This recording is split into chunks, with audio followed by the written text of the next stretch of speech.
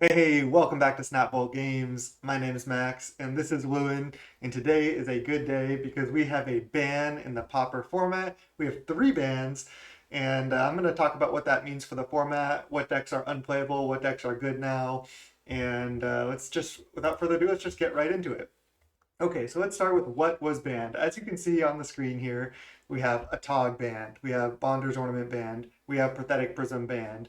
So let's start with the obvious, a Tog being banned. What does this mean for Affinity? Is it still playable? Is it not? It's kind of yet to be seen. A Tog really gave the deck some legs. It turned the deck from, a mid-range aggro to also being a control deck. So it could just play all the roles really well. Um, you can tell Lewin's excited about these bands here. What video is not better with Lewis here? Okay, so it's yet to be seen if Affinity will still be strong, but I think it has potential still to be a role player in the format, especially if people go too light on hate because, Thoughtcast, Deadly Dispute plus Ichor Wellspring is still a thing. So we'll see about that, but let's get into the other bands. So Bonder's Ornament banned. I think I actually like this band because of this fact. If you just banned a Tog, what becomes the best deck? Flickertron. Almost certainly Flickertron becomes the best deck, and I don't think anybody wants to live in a world where Flickertron is the best deck. And the final ban, Pathetic Prism, this seems like an interesting ban, but it actually might be a really good choice. And here's why.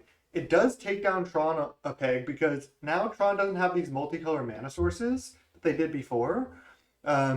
So I think banning Prism does hurt Tron a lot. You have to build Tron entirely differently now. I'm not exactly sure how you would, but it's potential uh, to still be a player in the format depending on what happens.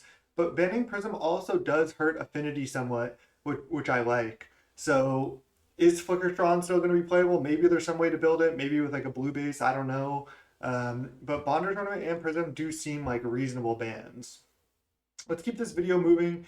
What else could have been banned from the Pauper format that wasn't banned?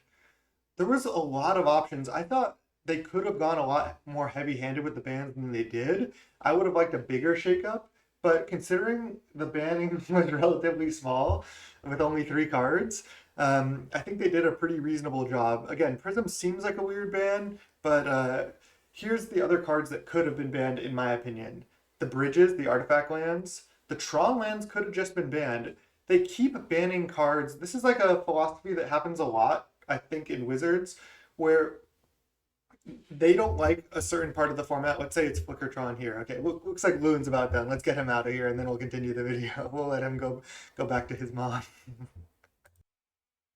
Okay, we're back. Lewin is you know satisfied with we call her Mama. Okay, and I was talking about what else could have been banned. So I was saying the bridges were in consideration; those could have been banned. And then I was talking about how sometimes what Wizards does is they say, okay, we don't really like Tron, but we don't want to ban the Tron lands, so let's ban Expedition Map. And then they're like, that wasn't quite enough, so let's ban Bonder's Ornament and Prism. And then, we don't want to see down the line that, okay, maybe that wasn't enough either. So maybe I would have liked to even just see like, an Urza's Tower ban and then maybe an Expedition Map unban. I think that might have been fine if you wanted to just you could just leave Ornament and Prism. Ornament's not that fun of a card either. It's kind of like Monarch. That's another set of cards that could have been banned. I would have honestly liked to see all Monarch cards banned. Just it shouldn't be really. I don't think it's really a two-player mechanic. It just shouldn't be in the format, and I think it would just make the format a better place without Monarch. But that's not the case.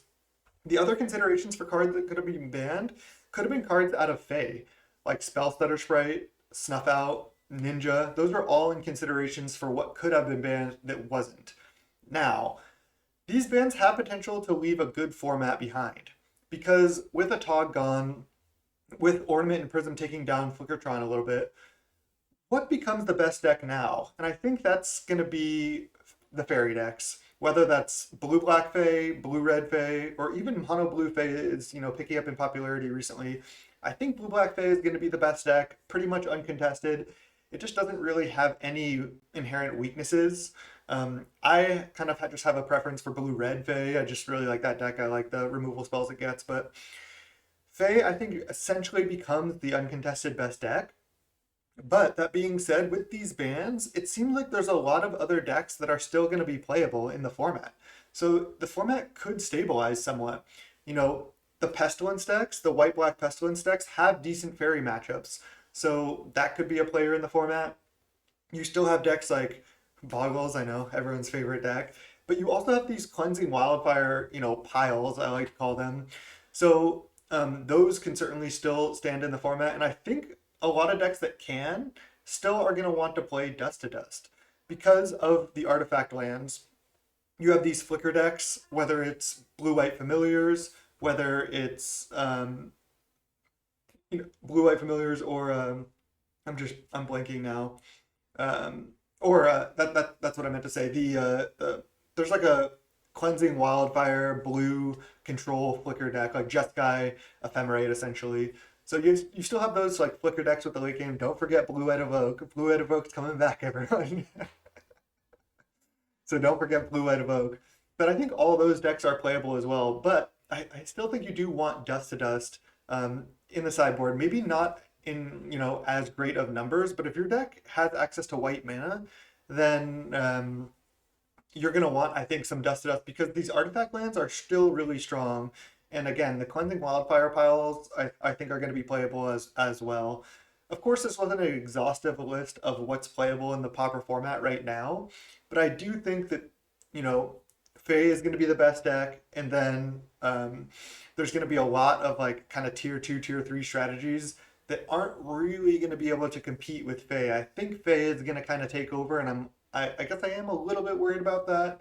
Um, but that we'll have to wait and see. If I had to play a challenge tomorrow, I would definitely play Blue Red Fae. I just feel really comfortable with that deck. I like it a lot. Overall, I'm really happy that some changes are happening to Pauper. It's just been such a bad meta for months and months where people are main decking 3, 4 copies of Dust to Dust. I was doing that. You still lose to Affinity. I had 10 hate cards for Affinity in my sideboard. I was still losing to them, and then I couldn't beat other matchups because I didn't have, room in my sideboard.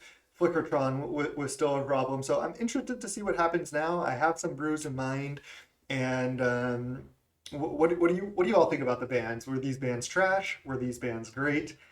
Should a Tog have stayed in the format? No, shouldn't have. Was Prism just a whack ban? Was it a good ban? So let me know what you think of all these, what you think of these bands. I really like to talk to all of you and discuss. Let me know down in the comments. My name's Max again. Channel is youtube.com/snapbolt. I can't wait to get back into making some more Pauper videos. I know I've been on hiatus recently, been busy with other real life stuff, so hopefully I'll be back to making videos soon.